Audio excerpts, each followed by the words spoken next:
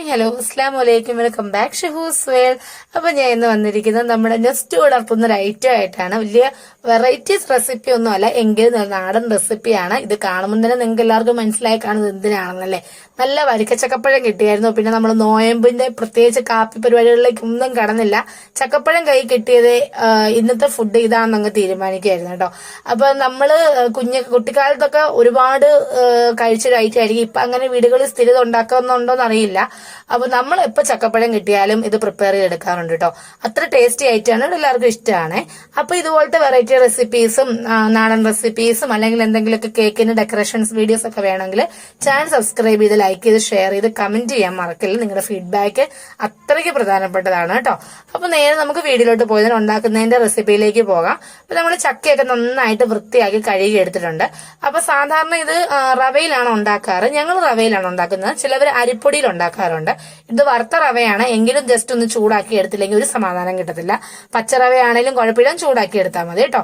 അതിനുശേഷം നമ്മൾ നന്നായിട്ട് ചക്കയൊക്കെ വൃത്തിയാക്കി അരിഞ്ഞ് അതിൽ കുറച്ച് പഞ്ചസാര ഇട്ട് വെച്ചിട്ടുണ്ട്. അപ്പം പഞ്ചസാരയ്ക്ക് പകരം ശർക്കരയാണ് ഏറ്റവും നല്ലതാണ്. അതാണ് നമ്മുടെ ശർക്കര ഇല്ലാഞ്ഞാണ് പഞ്ചസാര ചേർത്ത് കൊടുത്തത്. അതിനുശേഷം നമ്മൾ ചൂടാക്കിയ റവയിലേക്ക് കുറച്ച് ഉപ്പും കൂടെ ചേർത്ത് കൊടുത്ത് നന്നായിട്ട് വെള്ളം ഒഴിച്ച് നനച്ചെടുക്കണം. പച്ചവെള്ളമാണ് നമ്മളിവിടെ എടുക്കുന്നത്, കട്ട കുത്തി പോലെ കേട്ടോ. നമ്മൾ പുട്ടിനൊക്കെ നനയ്ക്കില്ല, അതിൽ ഇച്ചിരിയും കൂടെ നനച്ച് നന്നായിട്ട് കൊടുക്കുക. അതിനുശേഷം ഞാനിവിടെ ഒരു മുറി തേങ്ങ, ഒരു മുറിയല്ല ഏകദേശം ഒരു തേങ്ങയോളം അടുത്തെടുത്തിട്ടുണ്ട് കേട്ടോ. നല്ല അടുത്ത് തേങ്ങ വേണം, തേങ്ങയാണ് ടേസ്റ്റ് വരുന്നത്. പിന്നെ ശർക്കരയും ഇതിന്റെ കൂടെയാണ് നമ്മൾ മിക്സ് ചെയ്യുന്നത്. അപ്പൊ ശർക്കര ഇല്ലാത്തതുകൊണ്ട് ഞാൻ തേങ്ങായും ചെറുജീരകവും ഏലക്കാപ്പൊടിയും കൂടെ നന്നായിട്ട് പൊടിച്ചെടുത്ത് വെച്ചിട്ടുണ്ട്. അതാണ് ഇതിലേക്ക് മിക്സ് ചെയ്തിരിക്കുന്നത്. അപ്പൊ നമ്മൾ ഇടിയപ്പം തട്ട് വെച്ച് കൊടുത്തു. അതിലേക്ക് തേങ്ങയുടെ മിക്സ് നമ്മൾ ചിട്ട് കൊടുത്തു. അതിനുശേഷം നമ്മൾ നനച്ചു വെച്ചിരിക്കുന്ന റവയാണ് ചേർത്ത് കൊടുക്കുന്നത്. അതിനുശേഷം നമ്മൾ അരിഞ്ഞു വെച്ചിരിക്കുന്ന ആ ചക്കപ്പഴവും പഞ്ചസാരയും കൂടെ മിക്സ് ചെയ്തില്ലേ, ആ മിക്സ് ചേർത്ത് കൊടുത്തു. അതിന്റെ മണ്ടയിലേക്ക് വീണ്ടും നമ്മൾ തേങ്ങയുടെ മിക്സ് ചേർത്ത് കൊടുത്തു. അങ്ങനെ മിക്സ് ചെയ്ത് 1 by 1 ആയിട്ട് ഓരോരോ സ്റ്റെപ്പായിട്ട് ഒരു 2-3 സ്റ്റെപ്സോളം നമ്മളിവിടെ ചെയ്ത് കൊടുത്തിട്ടുണ്ട് കേട്ടോ. അതിനുശേഷം നന്നായിട്ട് ഇത് അടച്ചു വെച്ച് ഒരു 20-25 മിനിറ്റോളം നമുക്കിത് 25 മിനിറ്റോളം വേണ്ട, ഒരു 10-20 മിനിറ്റ് എന്തായാലും വേണം. നമ്മളൊരു മീഡിയം ഫ്ലെയിമിലിട്ട് നന്നായിട്ട് വേവിച്ചെടുക്കുന്നുണ്ട്.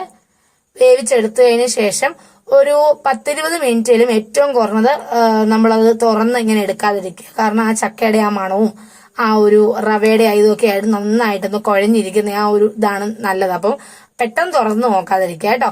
അപ്പൊ എന്തായാലും ഞാനിവിടെ ഒരു 10-20 മിനിറ്റോളം നമുക്ക് ഒരു മീഡിയം ഫ്ലെയിമിലിട്ട് വേവിച്ചെടുത്തിട്ടുണ്ട്. അതിന് ശേഷമുള്ളത് നമുക്ക് കാണാവേ. അപ്പൊ എന്തായാലും എല്ലാവർക്കും ഇത് അറിയുന്ന റെസിപ്പി ആയിരിക്കും. അറിയുന്നവരുണ്ടെങ്കിൽ ക്ഷമിക്കുക, സ്കിപ്പ് ചെയ്യുക. അറിയാത്തവർക്ക് വേണ്ടിയാണ്. അപ്പൊ ഇത് അറിയുന്ന റെസിപ്പി ആണല്ലോ. നമ്മൾ ഇങ്ങനത്തെ ഒക്കെ നാടൻ ഐറ്റംസ് ഉണ്ടാക്കുമ്പോൾ കണ്ടുകൊണ്ടിരിക്കുന്ന ഒരു രസമല്ലേ, അതാണ് നമ്മള് വീഡിയോ ചെയ്തത് കേട്ടോ. അപ്പൊ അതേ അടച്ചൊക്കെ കൊടുത്തിട്ടുണ്ട്. അത് കഴിഞ്ഞ് വെന്ത് കഴിഞ്ഞിട്ട് നോക്കിക്ക് എന്ത് രസമാണ് ചക്ക, ഇങ്ങനെ ആവി പറക്കുന്ന ചക്കയൊക്കെ കാണാനായിട്ട്. അപ്പൊ നമ്മൾ എന്തായാലും കഴിക്കാൻ പോകണം. നോമ്പൊക്കെ തുറന്നു കഴിഞ്ഞിട്ട് അടിപൊളിയായിട്ട് ചക്കയാണെന്ന് കഴിച്ചത്. അപ്പം എന്തായാലും എല്ലാവരും ട്രൈ ചെയ്ത് നോക്കുക. പുതിയ വീഡിയോസ് ആയിട്ട് ഇനിയും വരുന്നതായിരിക്കും. Bye bye, see you, thank U.